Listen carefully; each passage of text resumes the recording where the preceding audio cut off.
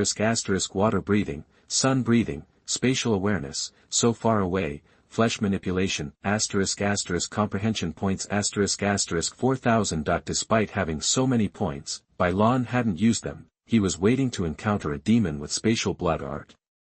Since he didn't have enough points to meaningfully upgrade so far away, he held off. His plan was to either wait until he faced a spatial blood art demon for the 100-fold bonus, or until he had 10,000 points for the 1,000-fold bonus. The Tingshi Mountain trial lasts a week. I'll be back in 6 days. Glancing back at the mountain, Bai Lan murmured and then turned to leave. He didn't let up on hunting demons. He needed comprehension points to get stronger, and he desperately wanted the ability to travel to other worlds. Even with Mitsuri by his side, the desire to explore other worlds burned within him. So what if he cared about her? It wasn't like he couldn't take her with him. Bai Lan refused to be stuck in this world, unable to grow stronger.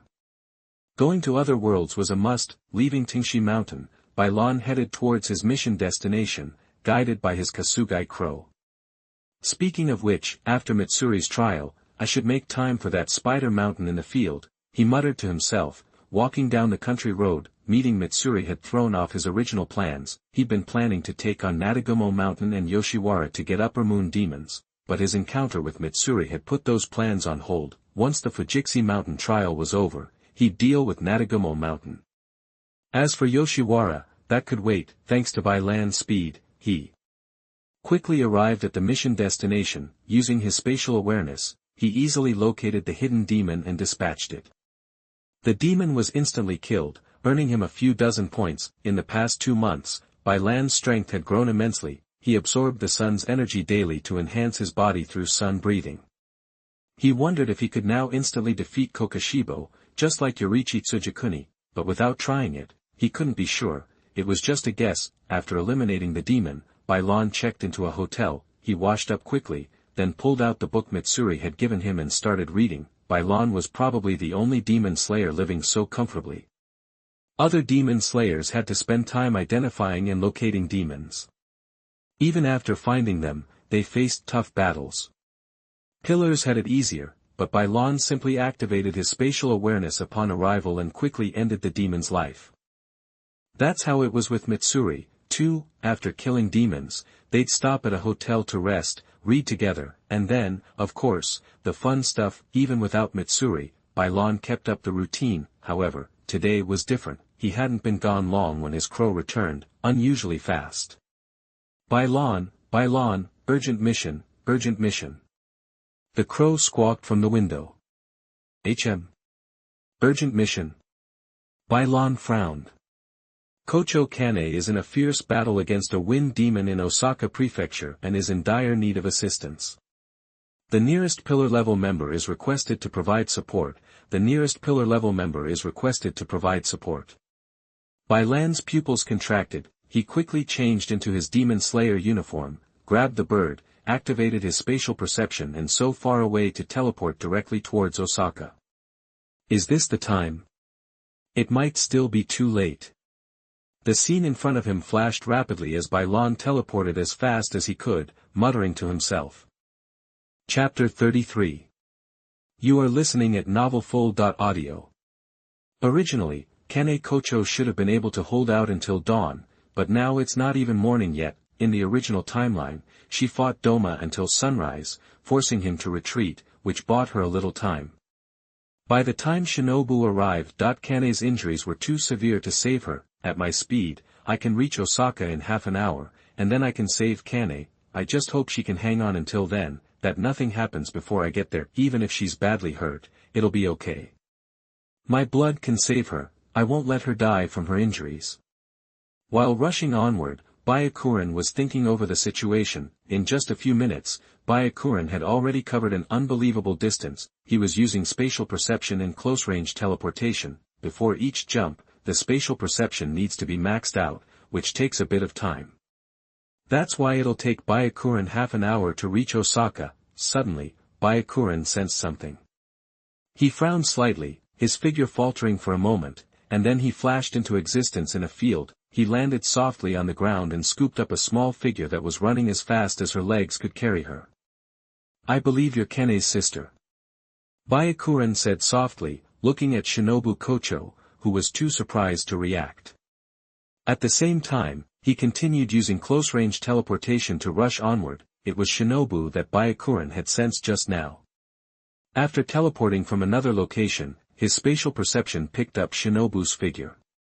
Byakuren knew that she must be on her way to Osaka. However, at her speed, she wouldn't arrive until after dawn, so, Byakuren decided to give her a ride. Hearing his voice, Shinobu, jolted by his sudden appearance, finally reacted and looked up at Byakuren.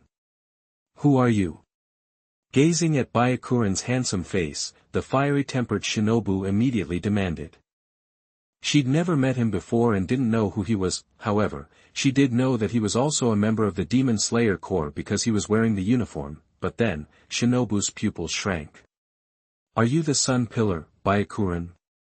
She blurted out. Each pillar in the Demon Slayer Corps has their own unique Haori, and Byakuren's is embroidered with a sun wrapped in flames.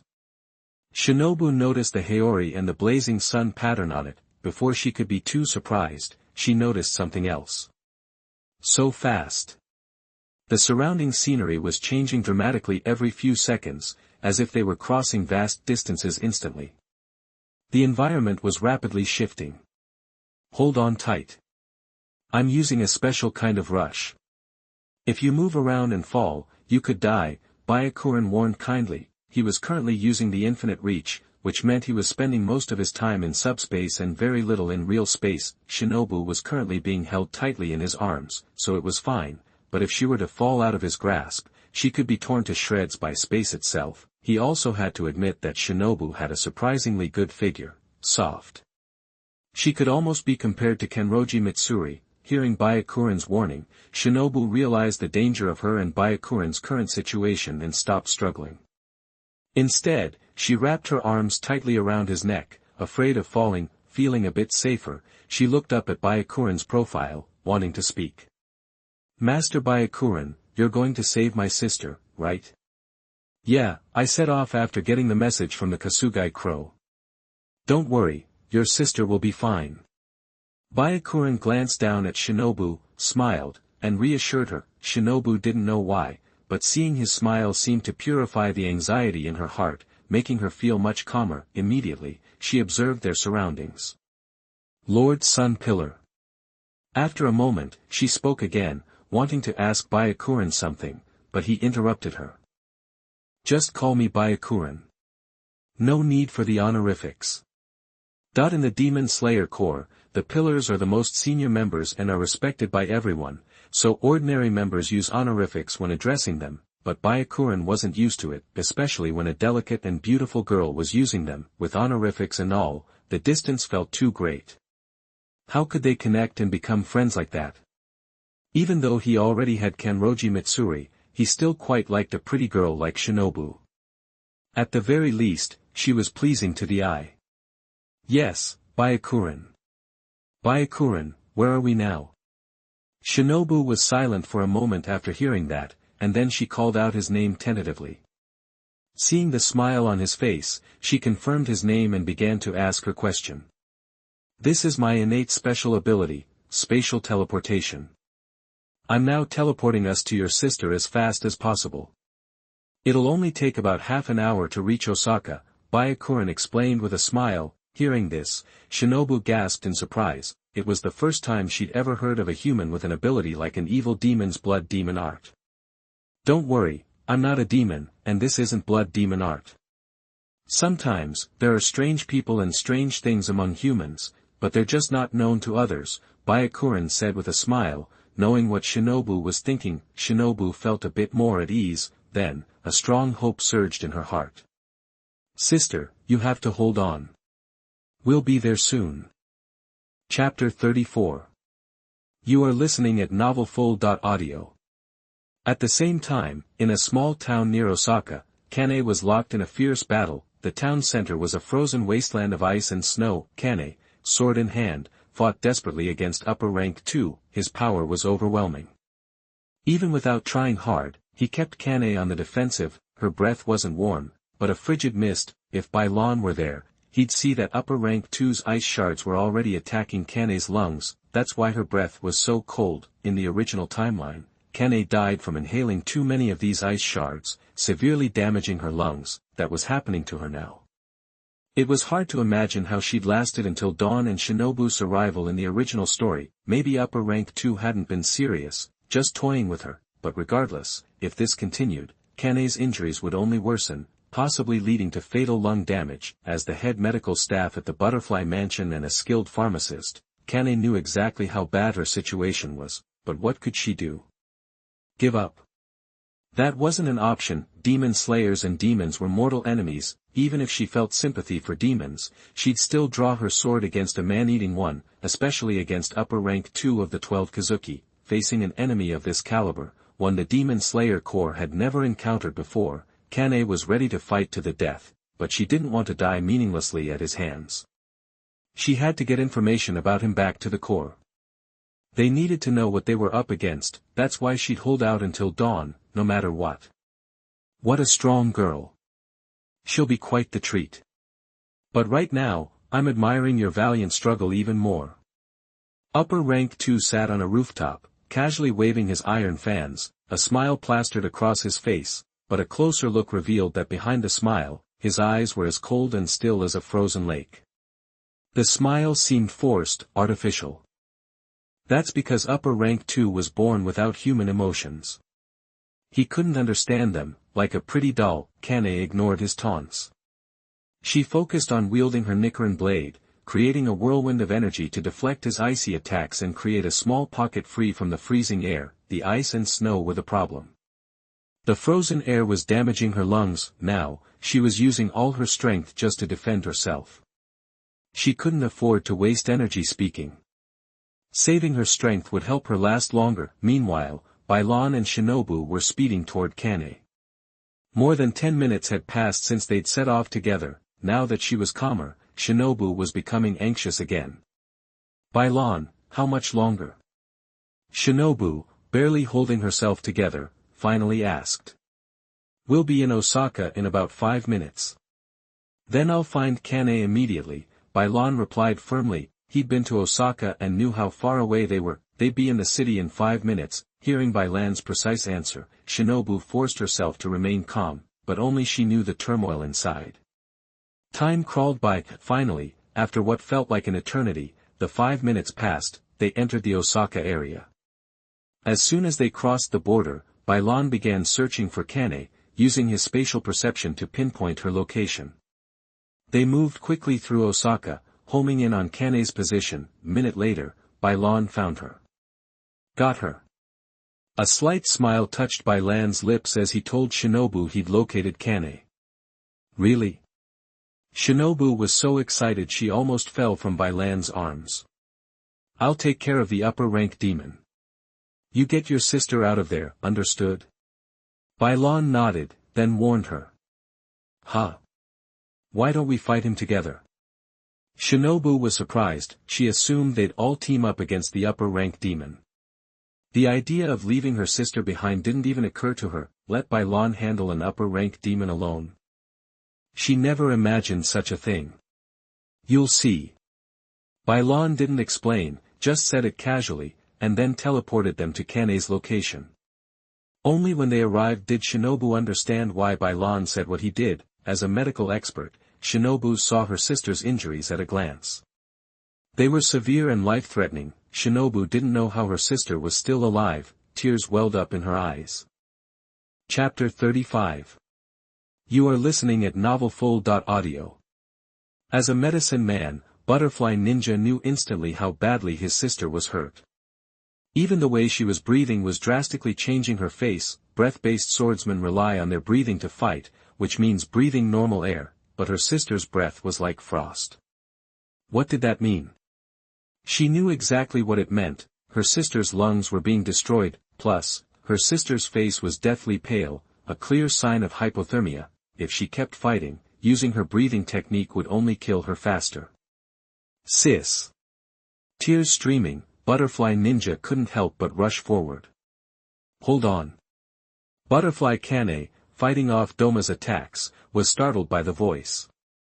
She instinctively looked towards it. Seeing the figure rushing toward her didn't make her happy, it made her face pale even more. Why was her sister suddenly here?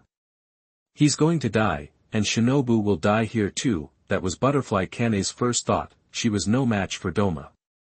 She'd been on the defensive from the start, unable to fight back, and she knew her sister's limitations all too well. The weaker Shinobu couldn't even behead a regular demon, much less fight an upper rank. Her being here would only make her another victim. But then, Butterfly Kane suddenly sensed someone in front of her, and a familiar, yet somehow new, gentle voice reached her ears. Kane, get Shinobu out of here. Byakuren.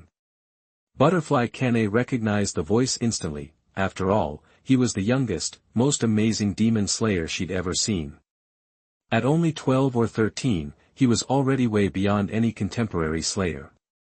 He had quickly become the strongest member of the Demon Slayer Corps. A surge of hope filled Butterfly Kane, who had been cold and resigned. If she couldn't survive, Byakuren was here, so her sister definitely could. Butterfly Kane had complete faith in Byakuren. As for herself, she knew she was running on fumes. She could maybe hold out a little longer, but survival was impossible. She'd given up on herself, but she prayed her sister could make it. While these thoughts raced through her mind, Butterfly Ninja scooped Butterfly Kane into her arms and carried her away from the fight. The battlefield dynamic shifted instantly. Byakuren stood where Butterfly Kane had been, a smile on his face as he looked at the figure on the roof. In Byakuren's eyes, this was a goldmine of points. He'd gotten over 1,000 points from the diseased leaves he took from lower rank 4, and this guy, upper rank 2 Doma, was way stronger than that. Killing him would definitely give him thousands of points. Who are you? Seeing Byakuren suddenly appear, Doma didn't attack. He tilted his head, looking puzzled. He'd been enjoying toying with the young woman, but suddenly, this young boy showed up. He was handsome, sure, but he'd rather eat the girl. He liked beautiful girls in their prime. They tasted the best. You're Doma, right? I'm Byakuren. I'm here to send you off. You ready? Byakuren didn't have time for idle chatter. He'd never understood why enemies in the manga he read always talked so much during fights. They were enemies to the death. Why waste time talking? Why not just go all out? Was it a habit of the strong? Byakuren didn't get it. I hope I don't pick up that habit. Muttering to himself, Byakuren drew his Nichiren blade and lunged forward. He was fast, and in an instant, he was in front of Doma. Despite Byakuren's sudden attack, Doma didn't panic. He quickly swung his iron fans, unleashing his blood demon art. A wave of icy frost and snow, driven by a fierce wind, engulfed Byakuren. You demon slayer swordsmen all rely on that so-called breathing technique to fight, right? Well, my freezing blood demon art is the perfect counter to breathing. That girl couldn't use her full power because of my technique. What about you? Think you can do any better? Doma grinned after using his art, but his smile vanished the next moment. Bang. That it sounded like an explosion of blood and snow. The blood demon art was ripped apart by a powerful slash, and a figure stood before Doma. Byakuren's slender form was reflected in Doma's rainbow-colored eyes. Splat. With a tearing sound, crimson blood sprayed. Whoa, you're the first one to dodge my attack. Byakuren looked surprised at Doma, who had jumped back 10 yards with a wound stretching from his left shoulder to his right waist. Since becoming a demon slayer, Doma was the first demon Byakuren hadn't killed instantly. Hearing Byakuren's words, Doma's face settled into a cold mask, and a chill flashed in his rainbow eyes. He finally understood. This handsome young man was different from the usual demon slayers. He was strong, a real threat. Doma had to go all out, or his life could be in danger. He didn't care much about his own life, but he wasn't ready to die yet, so, go all out. But the thought barely formed before a flash of cold light froze Doma in his tracks. Chapter 36. You are listening at novelfull.audio. Sure, I'm still way behind Yoriichi Tsujikuni. I can't instantly take down upper rank 2 without using space displacement. Still, it's only been about 6 months since I perfected sun breathing, while Yoriichi Tsujikuni has been immersed in it for over a decade. What's really weird is that by using 100-fold amplification to understand that guy's blood demon art, I actually unlocked the Imperial Arms moves. Bai Lan, who'd appeared behind Doma, muttered to himself, sliding his Nichiren blade back into its sheath. The moment the blade clicked home, a system notification chimed in Bai Lan's mind. Ding! 12 demon moons wax and wane, gaining 6,000 enlightenment points. The enlightenment points from killing Doma are 4 times what I got from Rui. 4 times Rui's? No, that can't be right. Doma's definitely not only 4 times stronger. How does that even work? I swear, I need to get a brain. After absorbing Doma's enlightenment points, Bai Lan puzzled over the difference between lower rank 3 and upper rank 2, feeling a little frustrated. What's going on? Guess Doma earned his upper rank 2 title. Even after getting his head chopped off by Bai Lan, the guy didn't instantly die. His head was slowly turning to ash, but he was still talking, still attached to his body, neither flying off nor falling. One thing was for sure, Bai Lan's attack had cleanly decapitated him. Doma was all about his ice-based blood demon art and not much for physical combat, so, when Bai Lan used space displacement, the guy was caught completely off guard and lost his head. Bai Lan's strike was just too fast. Even decapitated, his head stayed stuck to his neck, just standing there, turning to ash with a confused look on its face. Doma was clueless about what was happening. He could feel his body breaking down, but he didn't know why. But he also sensed that the young man who'd suddenly appeared behind him knew everything. His curiosity drove him to ask Bai Lan. You just got beheaded by me, Bai Lan replied kindly, turning to face him. Doma was stunned again. Then, the rate at which his body and head were turning to ash accelerated. So, what a terrifying young man.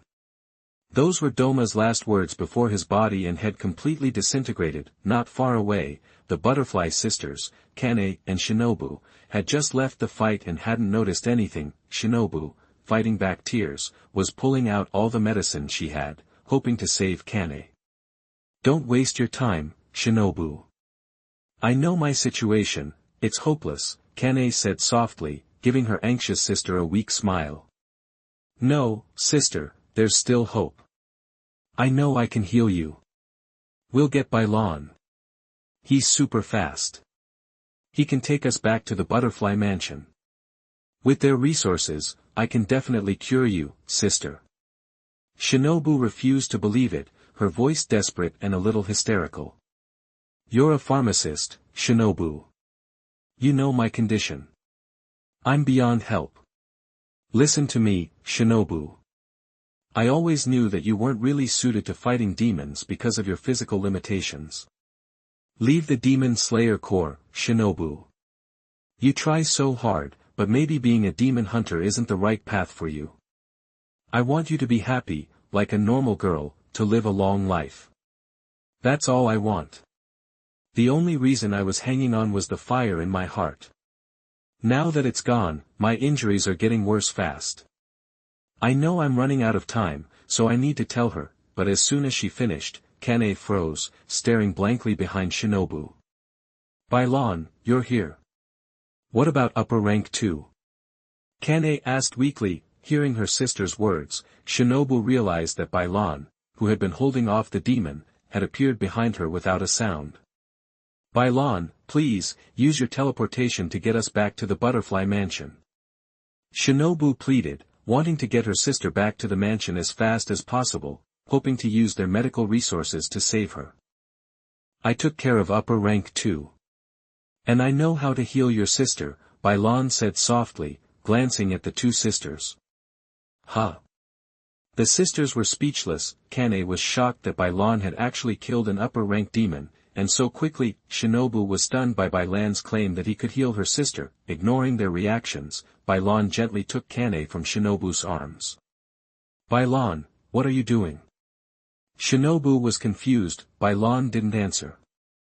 He held the weakened Kane and cut a small wound on his wrist, suppressing his regeneration. Then, he quickly pressed the wound to Kane's lips. Bai Lan, what the heck are you doing? Shinobu exploded when she saw that the weakened Kane couldn't resist. Bai Lan's blood touched her lips, and a powerful hunger surged through her.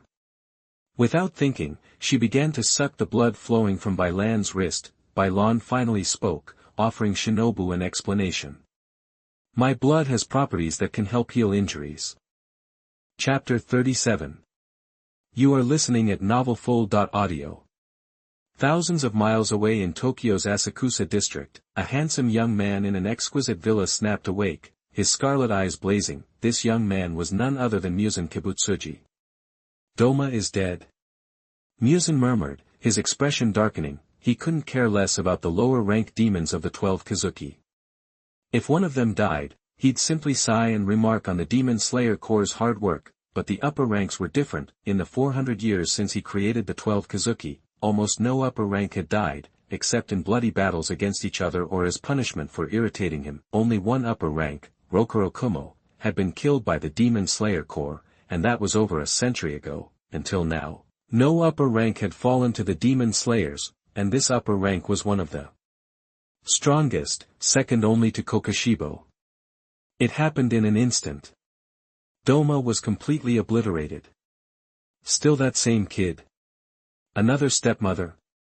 Muzan's gloom deepened. He'd set up a failsafe for all the Kazuki, allowing him to access their memories upon death. He'd seen glimpses of a young man, Byakuran, when Rui had died, and now, with Doma's demise, Byakuran's figure reappeared. It meant Doma and Rui had fallen to the same person, a boy who couldn't be older than 15, yet possessed such terrifying strength. It reminded him of the young demon slayer who had nearly defeated him 400 years ago, the originator of breathing techniques. Should I take action against this boy? Muzan rubbed his fingers on the desk, hesitant. He feared Byakuran was another Yorichi Tsujikuni, or worse, that he was on his way to becoming one. Is now the time to strike. 400 years ago, he'd barely escaped Yorichi's wrath. If Byakuran possessed similar power, he might not get so lucky a second time. After a long deliberation, Muzan's cautious nature won out. Forget it.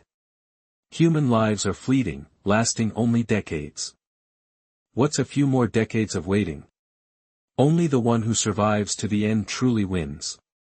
Unaware of Muzan's internal struggle, Byakuran had stabilized Kane Kocho's condition by feeding her his blood.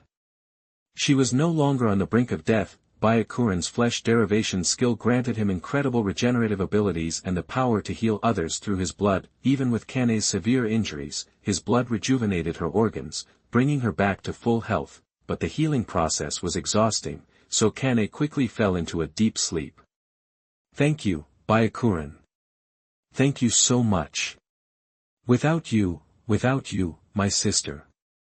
Shinobu Kocho, overwhelmed with relief, knelt beside Byakuran, her voice a constant murmur of gratitude. Seeing her sister's restored color and steady breathing filled her with so much happiness. Get your sister back to the butterfly mansion. She needs to rest now, Byakuran said gently, patting Shinobu's head with a smile. Ah, right.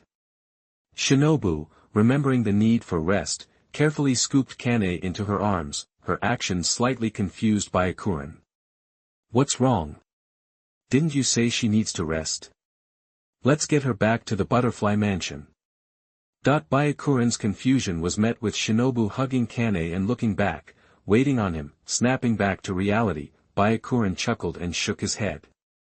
He then wrapped his arms around both sisters and initiated his space perception and transport ability. Frankly, if his strength hadn't improved so much recently, frequently using his transport ability would have been unbearable, but holding both girls felt really nice, especially holding Butterfly Kane. It was a rare enjoyment. It would be great if the Butterfly sisters were my wives. The thought flashed through his mind. Startled by his own thoughts, Byakuran shook his head. I already have Muriel. It's wrong to be fickle, Star. What's wrong?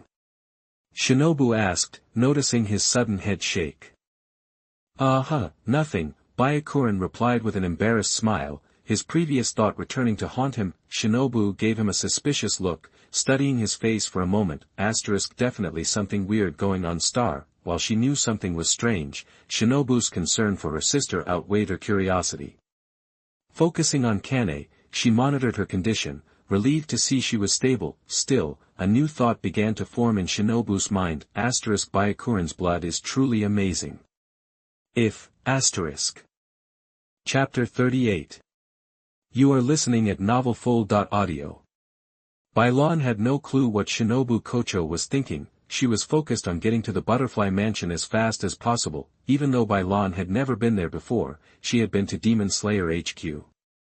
Een hadn't kept the route a secret, so Bai Lan had already mapped it out using her spatial perception. The Butterfly Mansion was nearby. Bai Lan could sense its location within a 6-mile radius. Still, Demon Slayer HQ was way out in the sticks compared to Osaka. It was much farther than her last mission.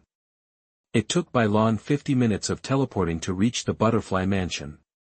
Thanks, Shinobu told Bai Lan, then quickly carried Kane Kocho inside and got her settled in a private room to recover. Is it just me, Star? Do I somehow feel connected to Kane now? Bai Lan frowned, watching the sisters disappear inside. About 20 minutes ago, Bai Lan had suddenly felt an odd connection to Kane Kocho. She seemed to be able to sense Kane's condition, her injuries. Everything. There was a weirdly close link between them. Did it happen because Kane drank my blood? It was. The only thing Bai Lan could think of, the connection had only started after she'd given Kane her blood. If that's it, I definitely can't just go around giving my blood to anyone. Star. Kane's okay, she's a girl. Star. But if it were a guy, ugh, that feeling would be so gross. Star. The thought of having that kind of spiritual connection with some dude made Bai Lan's stomach churn. She wasn't gay. And the idea of being linked to another man was just, no. Okay, women are maybe fine, but definitely not guys. And I can't just go handing it out, or it'll be nothing but trouble. After a moment of thought, Bai Lan made up her mind. Just then, a nurse came out of the Butterfly Mansion and invited Bai Lan in, leading her to a bedroom to rest. All that spatial perception and teleporting had taken a toll. After washing up, Bai Lan crashed. She seemed to have forgotten something. Back in Osaka, perched in a tree, Bai Lan's crow was squawking, "Idiot! Idiot!" Early the next morning, Kaguya Ubuyashiki arrived at the Butterfly Mansion with several Hashira. Shinobu had contacted the Demon Slayer Corps through her hidden operatives the night before. Kaguya Ubuyashiki, the leader, had responded swiftly. Also, a few months later, a new Hashira would join the Demon Slayer Corps, Sound Hashira, Tengen Yuzui. When Tengen Yuzui became a Hashira, Kaguya Ubuyashiki invited Bai Lan to attend the Hashira meeting. However, Bai Lan was doing his own thing and didn't show up at Demon Slayer HQ, so the two never met. This would be Bai Lan's first meeting with Tengen Yuzui. "Thank you so much, Bai Lan," Kaguya Ubuyashiki said, after checking on Kane Kocho. He approached Bai Lan, along with Jyomiai Himejima and the others. Kaguya Ubuyashiki expressed his gratitude, as did Jyomiai Himejima and the others. They'd heard from Shinobu how close Kane had been to death. If Bai Lan hadn't been there, Kane Kocho might have died. As the leader of the Demon Slayer Corps, and as Kane's comrades, they were all relieved she had survived. They were deeply grateful to Bai Lan for saving her. "No need to thank me, Kane's a friend, so of course, I'd help her. But, I'm making it clear right now, I won't be doing that method of saving anyone again." Bai Lan knew that these people already knew how she'd saved Kane. Ubuyashiki, always concerned about his people, would definitely try to get her to help them all. To head them off, Bai Lan brought it up directly. Abuyashiki had heard that Bai Lan's blood had healing properties and figured she might step in at some point, but with Bai Lan rejecting it up front, Abuyashiki stopped short, swallowing his words. The others were equally surprised. Mr. Bai Lan, can you tell us why? If Mr. Bai Lan wants a reward, the master will agree to anything reasonable, Jyomiai Himejima said, unable to contain his curiosity. The others looked at Bai Lan with concern, wanting to know why she was refusing. Bai Lan sighed and explained his reasoning. After hearing her explanation, everyone fell silent. If that was really the case, they couldn't force her. It was about Bai Lan's own well-being. If they were in her shoes, suddenly having a close connection to someone else would be a huge issue. Right now, it was just Kane Kocho. But if Bai Lan got connected to more people, it could ruin her life. Who knew what too much contact would do to someone's mental state? We're very sorry, Mr. Bai Lan, Abuyashiki Kagaya said, apologizing. The other Hashira echoed his sentiment. It's okay, just wanted to be clear. To be honest, I didn't expect such after effects, Bai Lan said with a wave, trying to put them at ease. The topic of Bai Lan's healing blood ended there. Then they moved on to asking Bai Lan about the upper moon. Bai Lan's answer stunned them. Upper moon too? That guy's name is Doma, and I already killed him. Why, didn't Shinobu tell you? Chapter 39. You are listening at novelfull.audio. So, Mr. Bai Lan, how strong is upper rank 2? Compared to lower rank, who's tougher? Wei Mingyu Xingming asked, excitement replacing the shock. That's what he was dying to know. He wanted to gauge upper rank 2's power based on his own abilities. The others chimed in, equally curious. They all stared at Bai Lan, hoping for solid info. Oh, him. I took him out instantly. He didn't even have a chance to react. But, I'd say you and upper rank 2 are probably about even, Bai Lan replied, a little amused. He hadn't tested Doma's strength at all. Sure, Doma was one of the 12 Kazuki, but still below Kokoshibo. To Bai Lan, he was just another guy who could be wiped out without a second thought. Upper rank 3, Akaza, might have given him a fight. Akaza was a martial arts master, and he might have had a chance against Bai Lan's so close and far away technique at close range. But Doma, relying solely on his blood demon art, was defenseless. Sometimes, one thing just beats another. I'm even with upper rank 2. Mingyu Xingming was stunned. Don't get too cocky. There's an upper rank 1 above him. That guy's in a whole different league, Bai Lan added. I'm not happy about it, more like worried. If I'm only as strong as upper rank 2, then how strong are upper rank 1 and Musen Kibutsuji? That's what's bugging me, Mingyu Xingming explained quickly. Don't worry about them. I'll handle upper rank 1 and Musen, Bai Lan said. You guys focus on the lower ranks. Deal with the rest of the 12 Kazuki, Bai Lan smiled faintly. We can't let you fight alone, Mr. Bai Lan, Mingyu Xingming objected.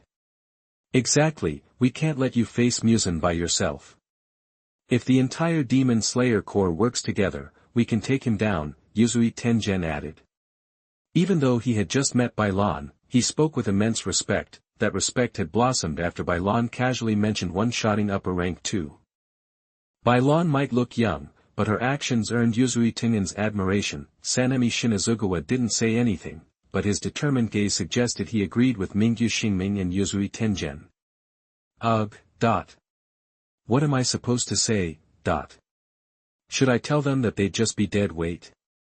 Bai Lan thought, looking at their reactions. Bai Lan didn't want the pillars to fight Kokoshibo. Most of all, Bai Lan didn't want these admirable young people with big dreams to die young. With their talent, Mingyu Xingming and the others would likely awaken their Demon Slayer marks in a tough fight against Kokoshibo, and once those marks appeared, they'd be doomed to die young, past the age of 25 at best. In the original story, the Demon Slayer Corps had no choice but to sacrifice everything. But now that I'm here and can handle Kokoshibo and Musen, why should Mingyu Xingming and the others throw their lives away? They could just focus on dealing with the lower ranks under Akaza. Wait a minute. Those are experience points. I can't just hand them over. Better do it myself. Can't miss out on that. Doma alone was worth 5,000 points. The others might be worth less individually, but it adds up to over 10,000. Can't let that go. Bai Lan realized how valuable the Kazuki were and decided to find them, kill them, and cash them in for experience points. After another half hour of chatting with Ubuyashiki Kagaya and the others, they left the Butterfly Mansion. Bai Lan stayed behind. There were still 5 days left in the final selection at Mount Fujikasen.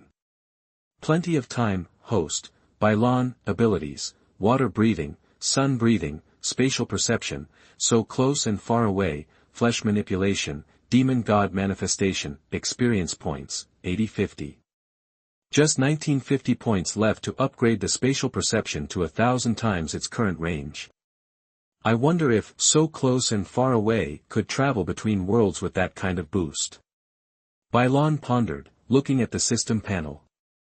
Even with her feelings for Mitsuri Kanroji in this world, Bai Lan hadn't given up on visiting other worlds. This world was too limited. Only by going to stronger worlds could Bai Lan grow even more powerful and see new things. Maybe I could bring Mitsuri along to other worlds. Bai Lan smiled at the thought, but then, the image of Kane Kocho flashed into Bai Lan's mind, and he fell silent. To be honest, Bai Lan hadn't expected things to turn out this way when she used her blood to heal Kane. She had only wanted to save her life. She never imagined it would create such a connection, and that connection had grown stronger after that night. Mitsuri, what am I supposed to do? Bai Lan wondered, staring at the ceiling. Chapter 40. You are listening at novelfull.audio. Outside the Butterfly Mansion, Bai Lan was getting a feel for his new abilities. Demon God Manifestation, originally Isthetha's imperial arms from Akame Ga Kill, had unexpectedly fallen into his hands, and Doma's blood demon art was the first elemental type he'd encountered while hunting demons. Bai Lan was really digging these elemental powers.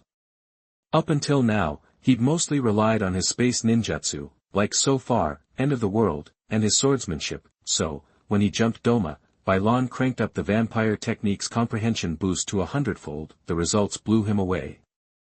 He'd straight up snagged Isthetha's imperial arms, demon god manifestation, even though he hadn't actually consumed the blood of the imperial arms. The system's amplification let him master its powers. The more he worked with it, the closer he'd get to wielding its full destructive potential. Basically, he'd be able to take on Isthetha, the Ice Queen herself. He could even unlock her ultimate move, that space freezing technique. Mahapadma. The system was seriously OP.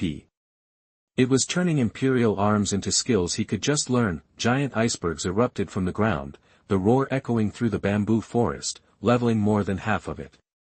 Using a taiga drains the user's energy, he mused. But in my case, it's draining my stamina. Different paths, same result. Right now, I'd say I can tap into about half of Isthetha's power. But that's just for now. As I get stronger, I'll be able to match, maybe even surpass, her freezing abilities. Once I unlock Mahapadma and can teleport across dimensions, I'm going after Muzan Kibutsuji. Until then, Muzan can sweat it out. Surveying the destruction, Bai Lan nodded, pleased. Before he had demon god manifestation, even with Hinazuki breathing down Muzan's neck, he wasn't certain he could finish him. That guy was slippery. He'd escaped Yorichi Tsujikuni centuries ago, once bitten, twice shy. Now, he's extra cautious. Even if Bai Lan surpassed Yorichi, he still wouldn't bet on taking Muzan out. That guy's got more backup plans than you can shake a stick at. But now, with Mahapadma, Muzan was as good as cooked. A sitting duck. Still, before he started messing with space-time, he wouldn't engage Muzan. Not even if he mastered Mahapadma. Just then, a nurse from the Butterfly Mansion showed up. Mr. Bai Lan, Miss Kane is awake.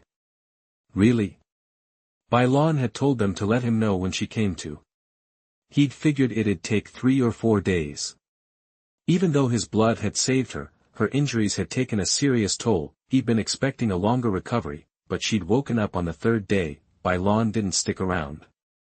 He turned and followed the nurse back to the Butterfly Mansion. Soon, they were winding through the corridors until they reached Kane's room.